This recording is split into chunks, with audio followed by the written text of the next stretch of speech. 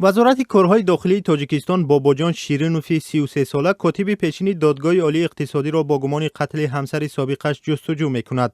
مقامات میگویند این مرد به آن گمانبر است که شام 6 ایون در حدود ناحیه سینای پایتخت ماهیره یتیماوی 33 ساله همسر سابق خود را با 11 ضرب کارد کشته است. در وزارت کارهای داخلی تاجیکستان روز 7 ایون بر رادیو آزادی گفتند این جفت 2 سال پیش از هم جدا شده دادگاه تربیت 3 کودک را به مرد داده بود. با گفته وزارت کارهای داخلی تاجیکستان آنها برای کودکان و اموال بحث طولانی دادگاهی داشتند. همان بیگاه ماهیره یتیماوی برای دیداربینی کودکانش می آید. صحبت آنها به جنگ می پیچد و باباجان شیرینوف با او با کارد حمله نموده از جای حادثه فرار می کند. زن در جای حادثه به هلاکت رسیده است. کارمندان وزارت کارهای داخلی حالا باباجان شیرینوف را جستجو میکنند. مقامات گفتند که پس از بازداشت دلیل اصلی کشتار شهر داده می شود.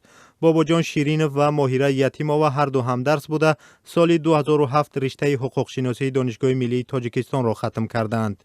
پس از ختم دانشگاه با هم ازدواج کردند ولی به گفته پیوندان در دوام 2 سال بعدی از هم پاشیدن عائله دعواهای آنها تمام نمیشد. حادثه های کشتار همسران و همسران سابق با دست مردان سالهای اخیر افزایش یافته است. در اکثر حالت مردان دست به این کار میزنند که به گفته مقامات بیکار و دانشی پستی حقوقی دارند، اما در این حادثه هر دو طرف معلومات عالی حقوقی دارند. در دوام 5 ماه اخیر بر اساس اطلاع وزارت کارهای داخلی تاجیکستان بیش از 10 حالت کشتار همسران با دست شوهران سابق ثبت شده است.